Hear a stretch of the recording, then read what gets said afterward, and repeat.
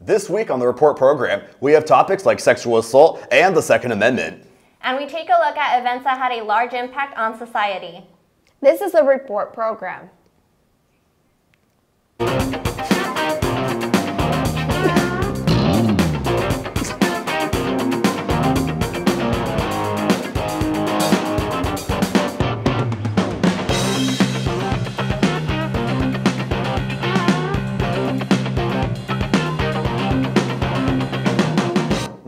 Hello, and welcome to another episode of the Report program. I'm Ryan Matthey. The program is produced and created by students of broadcast journalism at Cal State University, Fullerton. I am Marisela Perez. And I'm Leslie Duarte. This week, we're delving into guns, violence, and freedom. Sexual assault has become an epidemic on college campuses nationwide. Cal State Fullerton has provided education to prevent sexual assault, as well as console victims. Our correspondent, Alyssa Freider, has more. Sexual assault has become a well-known crime across college campuses nationwide. According to a 2013 study by the Bureau of Justice Statistics, every 6.1 out of 1,000 females between the ages of 18 to 24 who are enrolled in college have experienced some type of sexual assault. In 2014, President Obama came out with the It's On Us initiative, which changed implied consent to affirmative consent. This means that there must be a verbal yes throughout the duration of the activity.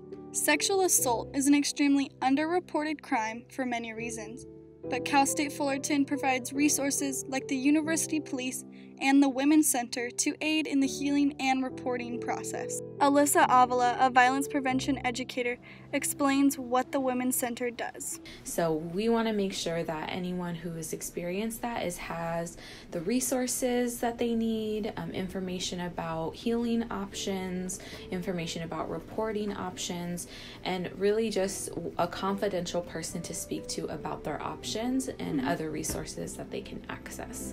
Captain Willie at the University Police explains the many ways that the department can aid a victim.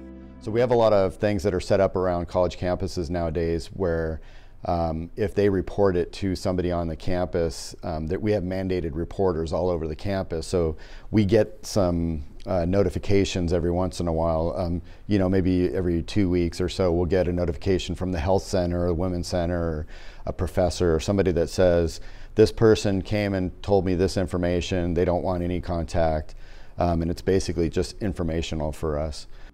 If you or someone you know has been a victim, use our campus resources.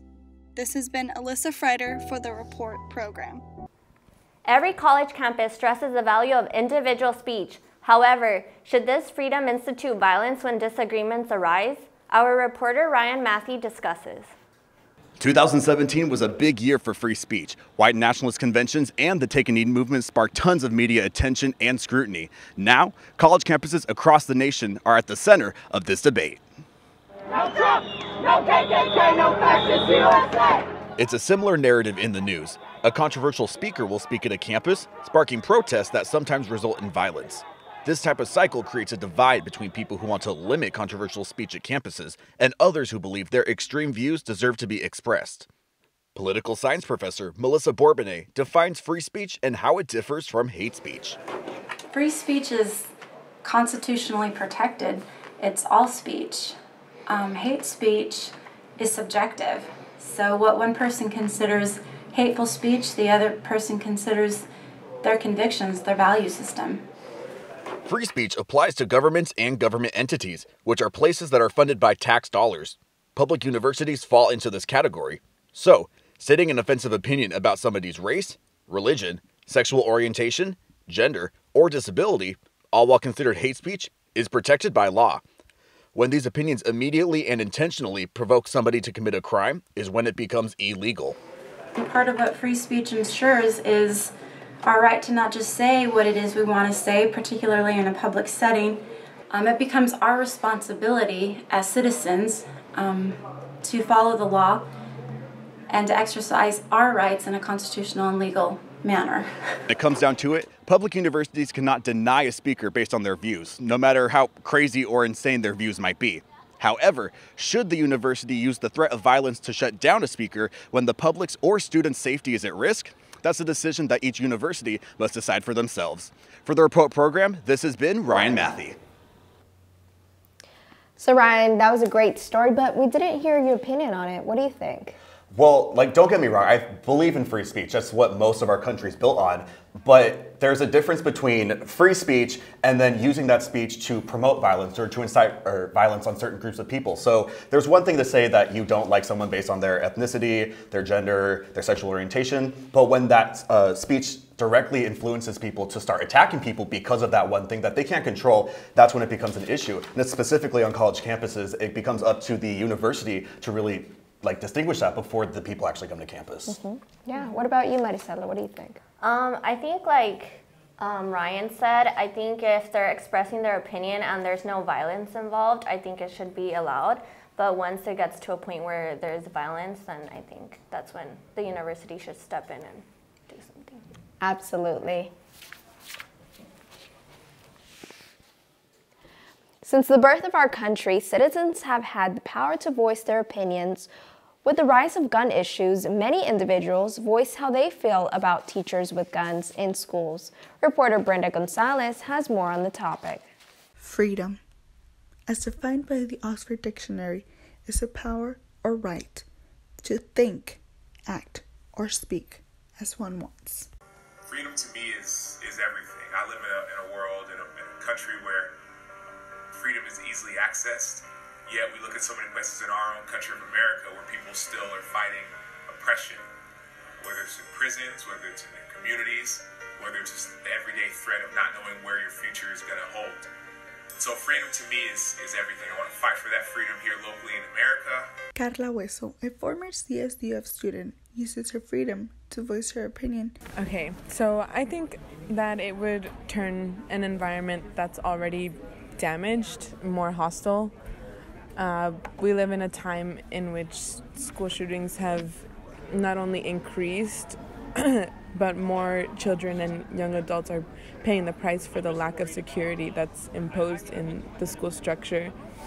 If I knew that a teacher had a gun, I would not be focused on my education, and instead I'd be worried about whether or not that person had a bad day or woke up on the wrong side of the bed or is going through something. So freedom is a great opportunity.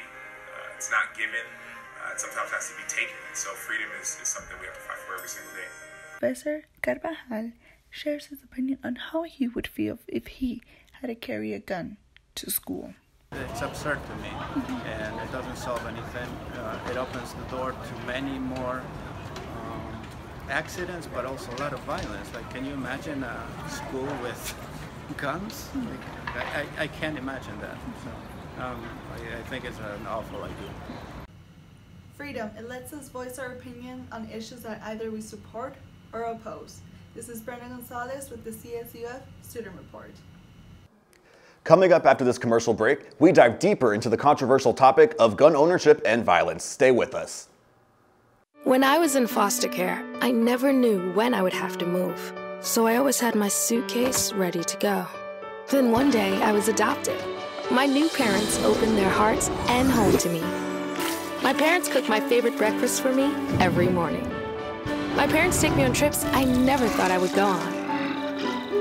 They gave me a home and an even better reason to use that suitcase. My parents aren't perfect, but they're perfect for me. Welcome back to the Report program. The United States Constitution guarantees American civil rights, but should this include gun ownership? Reporter Tamika Adams was able to get an expert's perspective. Gun rights are inherent to the American experience, or are they? Following the trend of gun violence sweeping the nation, experts are examining the true intention of the Second Amendment. The vague language of the Second Amendment has caused some to examine this through academic study. Professor Sharon Sakon explains.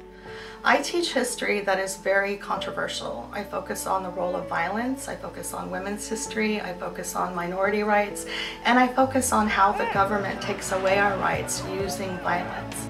As a historian, I must tell you that the Second Amendment was created because in the colonies we used to have to house British soldiers, and housing British soldiers was dangerous. They often were abusive to the colonists. That is why we have the Second Amendment, to be able to protect ourselves from the government. It's not in place to kill random deer. It's not in place to pick off women you don't like. It's not in place for target shooting. It's in place because of the Revolutionary War and the relationship we have to our government. So the kinds of ways we see the Second Amendment being polluted or being exploited is really antithetical to the American experience in terms of why it was created to begin with. As interpretations of the Second Amendment vary over time, the true meaning will be derived by the Supreme Court. I'm Tamika Adams for the Report Program.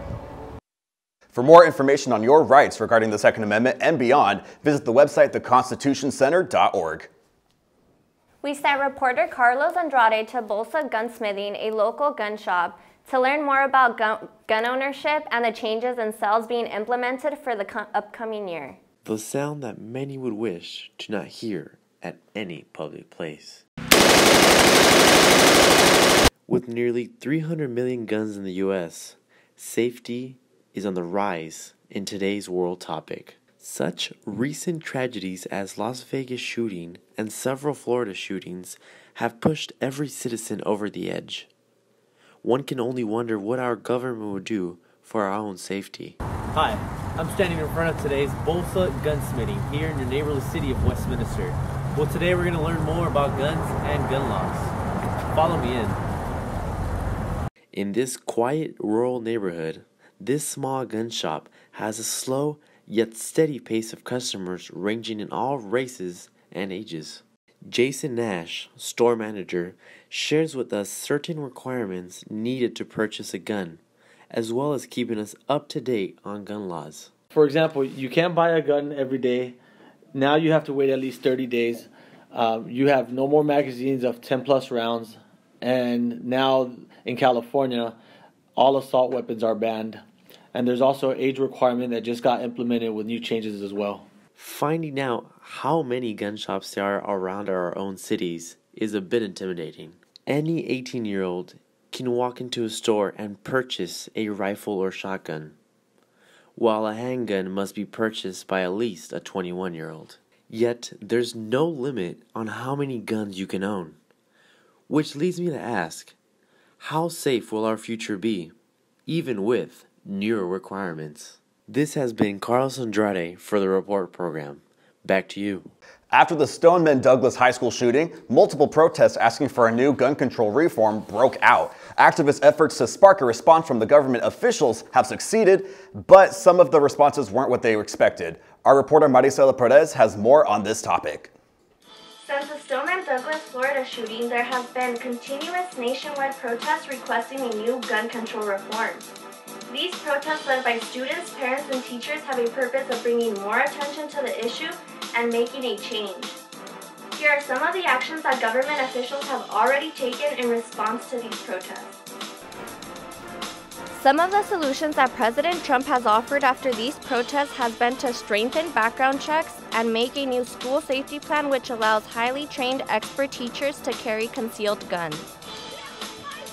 Students around the country have conducted various walkouts already, like the ones that occurred on March 20th, March 24th, and April 20th, requesting stricter gun control laws. I just don't believe that people have the right to have weapons as dangerous as assault weapons. I don't think that should be anyone's right. I don't think that's ever what the Constitution intended. I'd like to see that assault rifles be more restricted. In states such as Delaware, activists have already been heard and stricter gun control laws have already been implemented, such as the Biden Act, an act that will help restrict firearms to individuals with mental illnesses. The efforts of these activists to pressure the Trump administration for a new gun control reform will continue, and they hope that with the help of the youth, the issue will receive more spotlight. This is Marisela Perez reporting for the Report Program. Does the popularity of guns in America have a strong connection with violence, movies, video games, and other media? Here's Brock Howard with the details. America loves its guns. The U.S. is the #1 leader in gun ownership in the world, with 88.8 guns for every 100 residents. The popularity of guns in America has a strong connection with gun violence being glorified through the movies, video games, and other media, and continues to increase. And tackles, you pop them in the head. Really, you do. A recent study found that gun violence has more than tripled in PG-13 films since the mid-1980s. CSUF student Tyler Canfield shares his thoughts on gun use in the media. I think that guns are so popular in America with a violent connotation because in our movies and in Hollywood and the shows that we watch on Netflix and things like that, the violence is glamorized. We don't take that city. World Trade Center is just the beginning. It's not a new phenomenon. It's been going on since the days of the, Western movies. There were duels and stuff like that. But with our modern movies, we have modern guns featured in them. They're often in the hands of bad people, and we glamorize this kind of stuff in our movies and our media. There have been an estimated 1,042 mass shootings in the U.S. since the Sandy Hook massacre in 2012. The number of school shootings has steadily risen. Local crosswalk volunteer Brandon Bedoya shares his thoughts on the issue.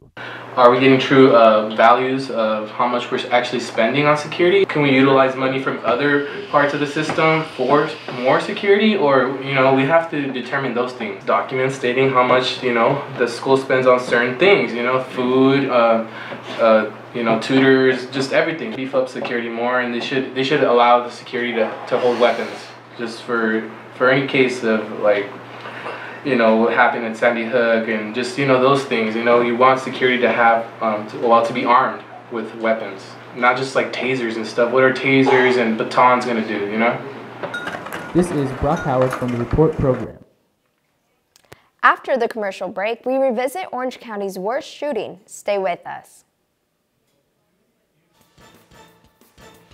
Good job.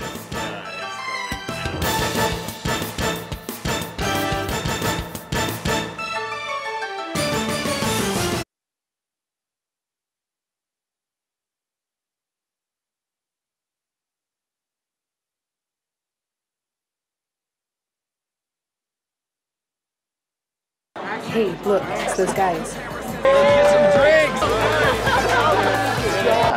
Are you good to drive? I'm fine.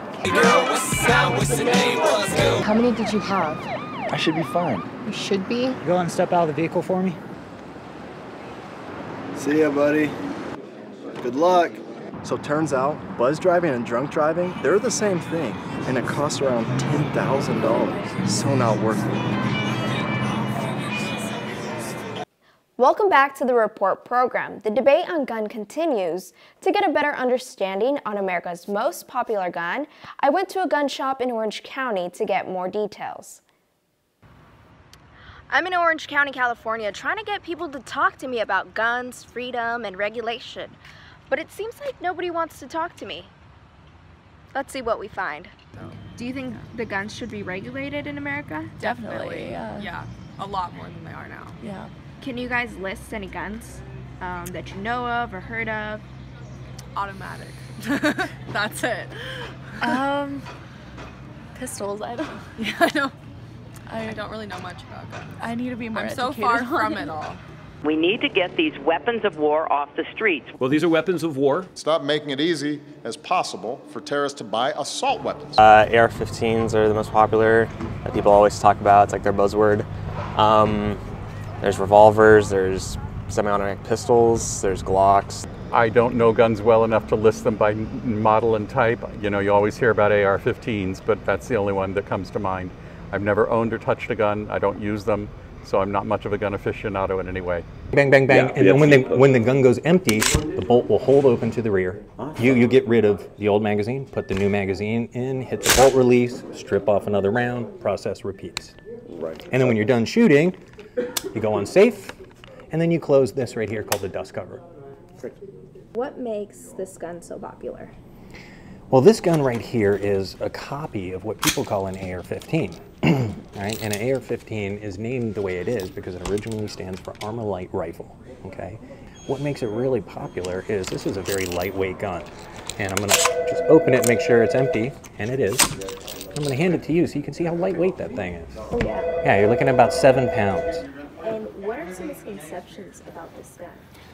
Well, the misconceptions about the gun is that that gun has any inherent evilness to it whatsoever, right? What do you wish the other side knew about this gun? How fun it is to shoot. Man, that guy there had a really interesting take on guns. Tell me, Leslie, after doing this package, do you have any different thoughts on gun control now than you did before? I learned a lot about an AR-15, and just talking to different people, I realized that what really needs to happen is that both sides need to start talking, because you learn a lot.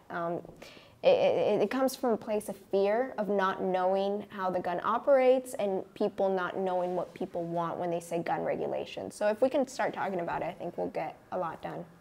Fantastic. Love that. Love it. Yeah. So with the recent influx of mass shootings happening, we look back at Orange County's worst mass shooting, which occurred in 2011. We speak to a survivor to get her recollection of the event and the feelings that came from it. We go to reporter Courtney Bowe with more.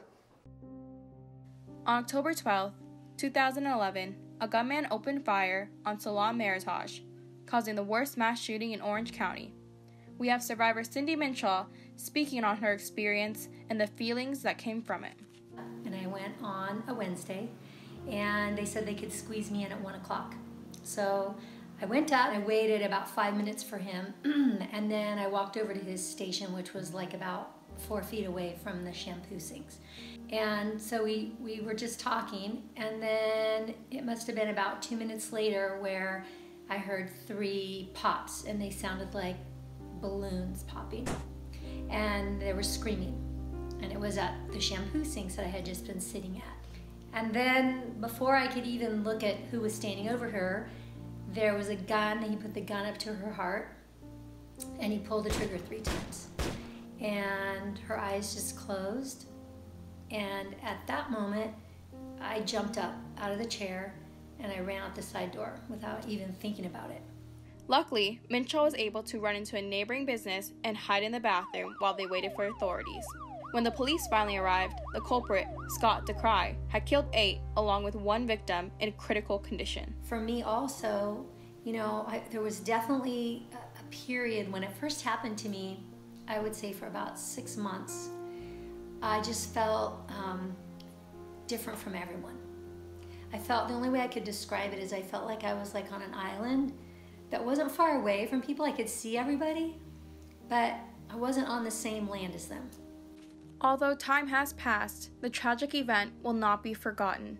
Cindy Minshaw is still asked to speak at local events to share her story, while the Salon Meritage is still open but under new management, and DeCry has been sentenced to life in prison. This has been Courtney Bowe reporting for the Report Program.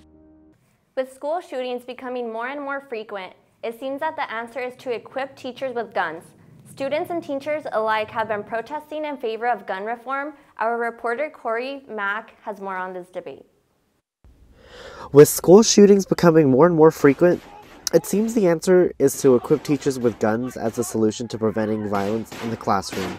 Scenes like this with students in danger as their school is under attack is occurring more and more often. Jaisha Morrison, a student and daughter of a teacher, feels as if there is a better solution than just arming teachers with guns. I think there are better solutions than arming teachers in the classroom.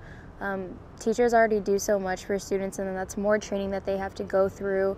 And I think the issue at hand is addressing gun violence and how easy accessible it is for people to get a hold of guns. I think we need to be more strict on who we allow to get guns and be able to purchase arms. And I think that's the way of protecting this country and schools. With debates raging on, students and victims like Emma Gonzalez from recent attacks have spoken out about how they feel on the subject. That there are mental health issues, and I am not a psychologist.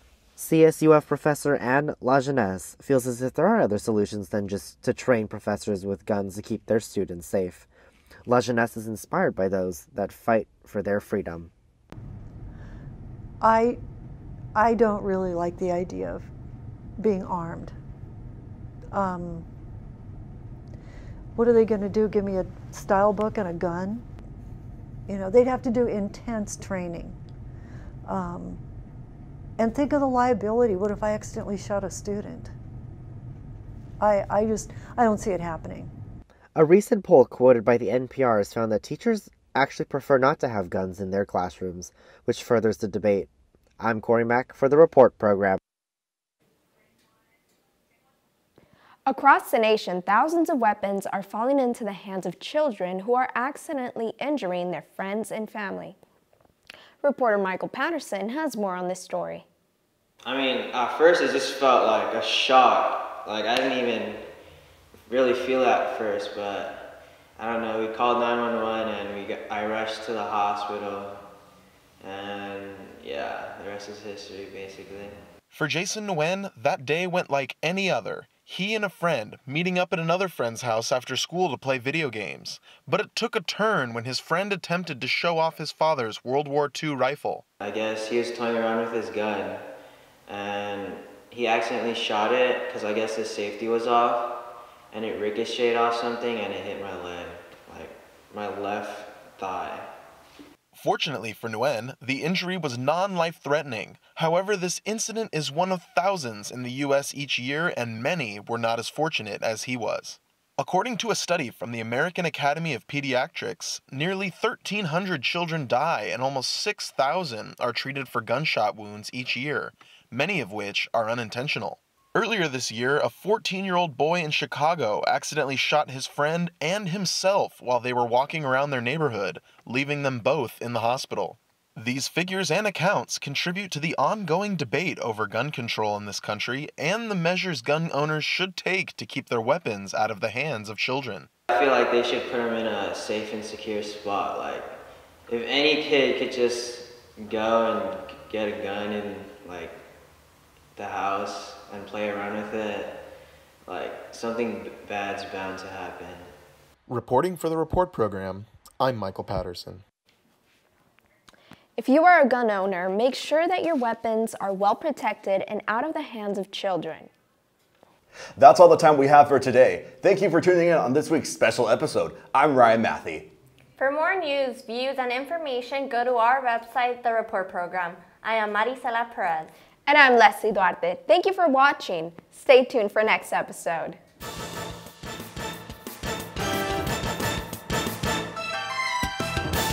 Freedom.